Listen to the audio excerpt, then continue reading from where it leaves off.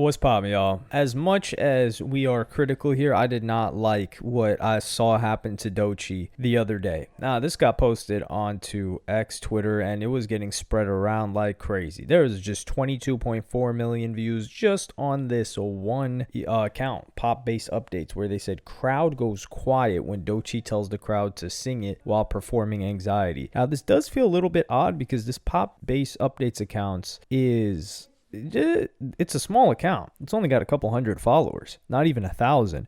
But this got 123,000 likes and 22.4 million views. I can't play the clip for you guys because, it's music, but it's going to be playing in the background while I'm speaking right now. And what she did was she was just saying like, oh, sing it. And then it went absolutely dead silent like Leray when she was performing at a festival. And this is the problem because this was clearly a festival. I tried to look up what festival it was. I couldn't really see.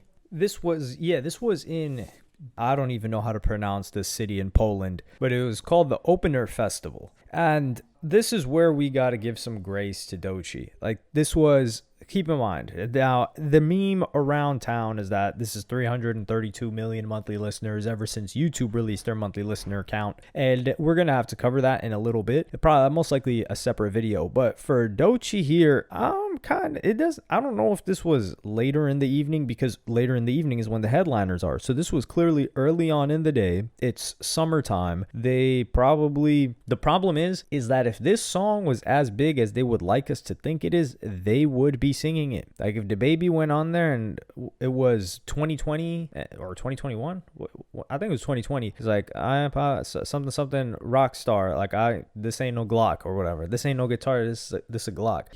They would have been singing that. So the fact that they're not is not great, but I think she's getting way too much criticism for it. And this is where you've got it. So that tweet on its own got 23 million, and then you've got another one that got like 5 million, which is where it says this is why artists should ignore their fans, because I remember her post asking if she should release it, getting like 9 million likes. And then she goes on to say, Anxiety is an old song she made when messing around that's not reflective of her current music, which is true. Go listen to her newest mixtape. It's phenomenal. Nissan Altima, Wait, and Catfish are my personal favorite. I also liked her mixtape, album, whatever you want to call it, Alligator Bites Never Heal. I enjoyed that project a lot. And then it says, the replies. I know it's a big hit, but I've seen ridiculously viral videos like these ishing on the song and people writing her off completely because of it. As an artist, that must be frustrating when it's an old song that people asked you to release. I do think this was a mixture of her being asked to release as well as her label seeing how profitable it could be. And there are a couple of different TikToks where one is like the biggest mood killer in the world, and then it's got 16.6 million likes on TikTok. One that's got 7.7 million, biggest mood killer. And I think this is the unintended consequence of having a song be overly successful. It's not Doechii's fans that are upset. Doechii's fans aren't really at the Opener Festival. Sure, she's probably got a couple of fans there or some people that listen to her music, but for the most part,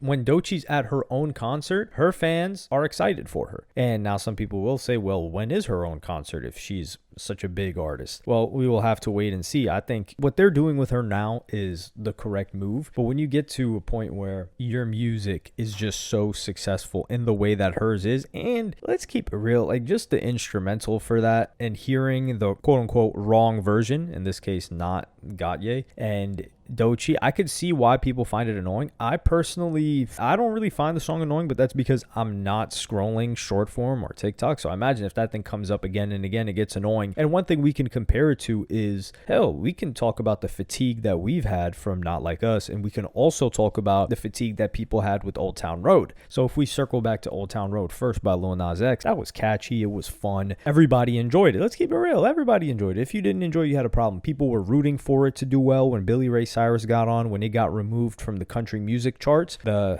Hot 100 there, the Billboard country music charts, because people felt like, hey, that was discriminatory. I think that's a bit contentious because, hey, it was a parody song, so how much of a country song was it? Regardless, Billy Ray Cyrus gets on it, and then it gets back into the Hot 100, and everybody's rooting for the guy to win because he's the underdog, and the song is enjoyable. However, after a couple of months, and you're just hearing Old Town Road constantly, you're like, yo, I'm tired of this thing. And it's not just constantly hearing it. It's it being inescapable. And then you also had a similar thing happen with Not Like Us. And I think Not Like Us is the opening where, how the beat opens up, the instrumental. People were just fed up after, I think, the life cycle of Not Like Us. And when I say life cycle, I mean the tolerance and the unwillingness of people to continue to listen to it that are, let's just say, casual listeners, or just people that aren't huge Kendrick Lamar fans, and even people that are Kendrick Lamar fans. Every time they heard it after like 3 months, because it was getting played at every event, it was getting played all over the internet, and it had this narrative around it too. So I would say that the majority of people generally did not get tired of the song, like the average person, maybe a festival goer here at this festival. They weren't tired of it because they weren't part of the conversation like we were. Like if you're watching this or me talking about this, we followed every single part of the beef. And then when the song comes out and then we see all the memes with the song, etc. So we see all of that and we're like, yo, it's been like 2 months. Not Like Us was the craziest thing when it came out, but we were tired of hearing that song. We really don't want to hear it as much as you guys want us to hear it. And it stayed top 10 for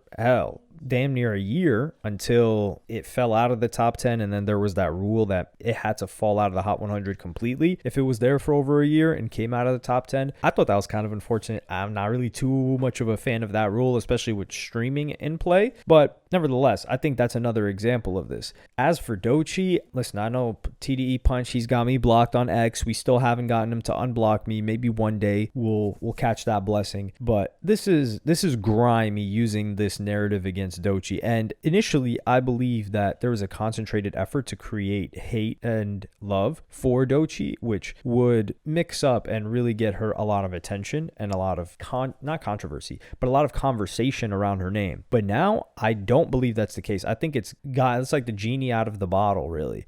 Because now this is not something that her label would want spread, especially people saying like, yo, this is the worst song.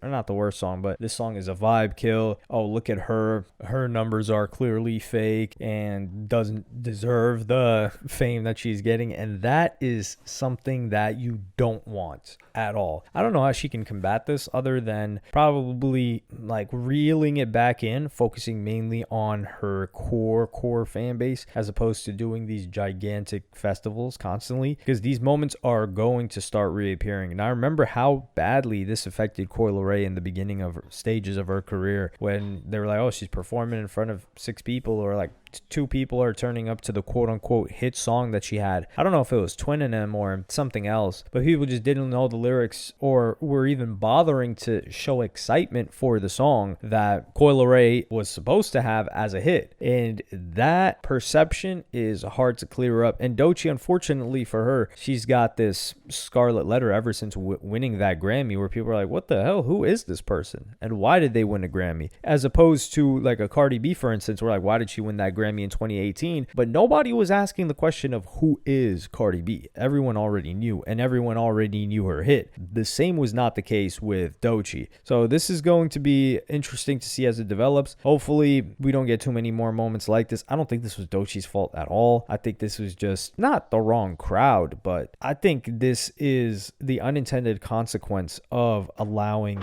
or maybe kindling a flame of negativity surrounding Doechii and Doechii quote-unquote haters, because initially when that was a thing, it didn't feel real. It felt manufactured, but now it's certainly real, which is bad. But let me know what y'all think. Like, subscribe, and hit the notification bell if you enjoyed, and I'm gonna see y'all in the next one.